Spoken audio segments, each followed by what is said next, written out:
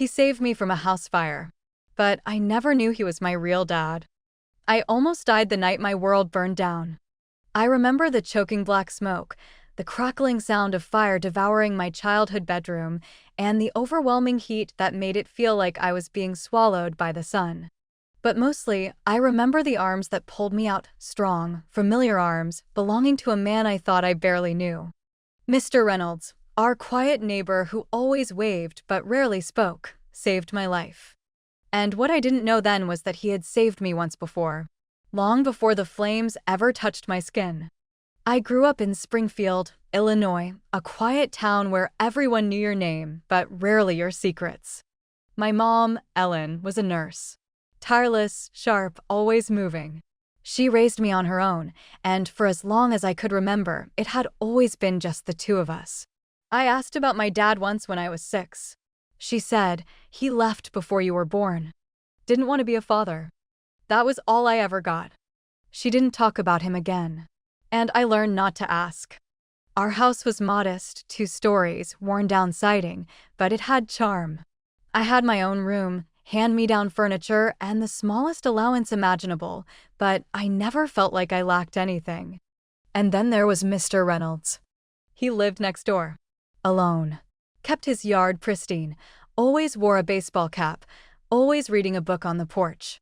He must have been in his late 40s or early 50s. He barely spoke, but he always smiled at me. Once, when I was 10, I remember tripping while biking and scraping my knees. He brought out a first aid kit without a word and bandaged me up like a pro. He was present but distant, like a shadow always hovering at the edge of my world. I was 17 when the fire happened.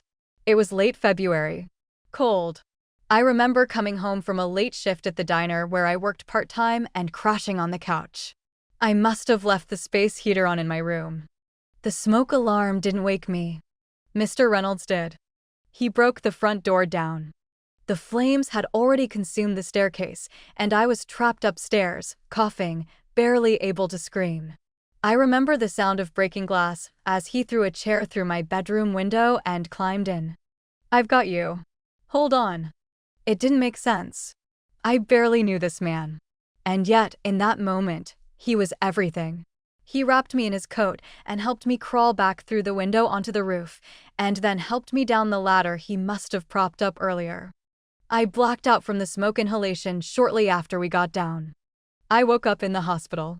Mr. Reynolds had second-degree burns on his hands and a dislocated shoulder. Everyone called him a hero. But my mother, she looked like she'd seen a ghost. In the days after the fire, I noticed Mom getting strange, distant, angry. We moved into a motel while insurance figured everything out, and I could tell she wasn't sleeping. One night, I heard her on the phone, whispering fiercely. He had no right to get involved. He promised. I pretended I didn't hear. Mr. Reynolds came to check on me twice. The first time, Mom refused to let him in. The second time, he caught me walking back from school. "How are you holding up?" "I don't know how to thank you," I said. He gave a small smile. "You don't have to. Just live a good life." I asked him why he risked himself for me. He hesitated, then said, "Because you matter. More than you know." And that's when I started to feel it. The undercurrent. The unspoken.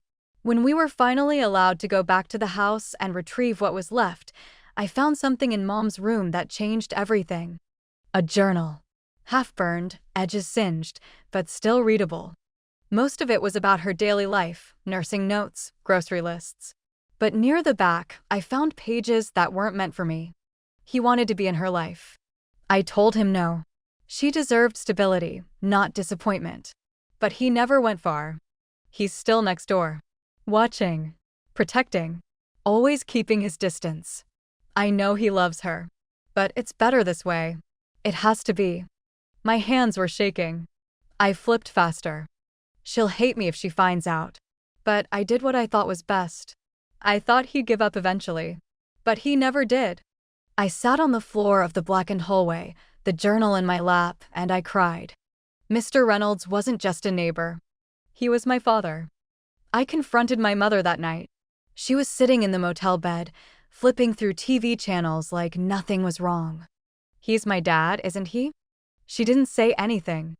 "You lied to me my whole life." Still silence. "You said he left.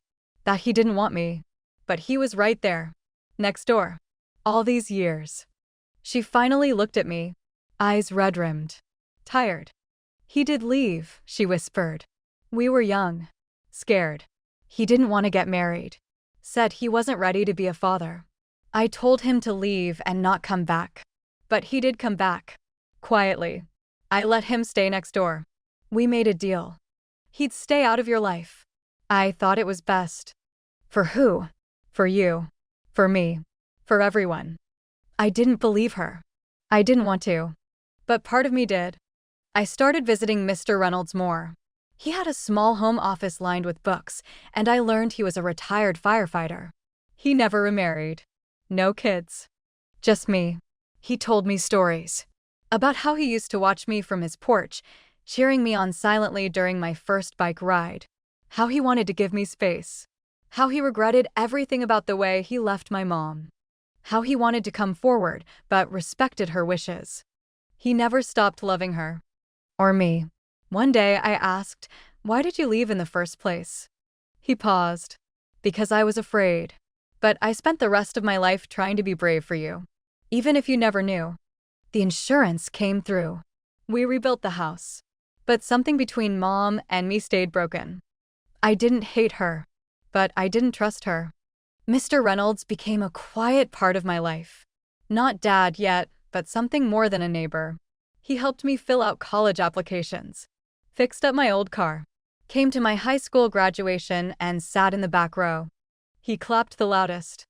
We didn't announce anything. It wasn't like in the movies. There was no big family reunion. Just slow healing. Until the cancer came. He was diagnosed the summer after my freshman year of college. Stage 4 lung cancer. From the job, he joked. Or from the universe thinking I had it too good watching you grow up. I visited every weekend. Sometimes Mom came too. They didn't speak much. But they sat in the same room, and sometimes that was enough. A week before he died, he handed me a box. Inside were pictures. Letters he wrote but never sent. A tiny pink onesie with my name on it. "I kept everything," he said. "I just wanted you to know how much I wanted you. Even when I didn't know how to show it." I called him Dad for the first time that day. He cried. It's been 10 years since the fire. I'm 27 now. I work as a social worker, helping kids who grew up with missing pieces like I did. My mother and I talk, but it's cautious. Polite. Sometimes warm. Never what it used to be. I visit his grave every year on the anniversary of the fire. I bring him a cup of black coffee and a copy of whatever book I'm reading. The man who saved me from the flames. The man who watched over me in silence. The man I didn't know was my father until it was almost too late. Some secrets burn slowly. But the truth can rebuild. And I carry his love like a flame that never goes out.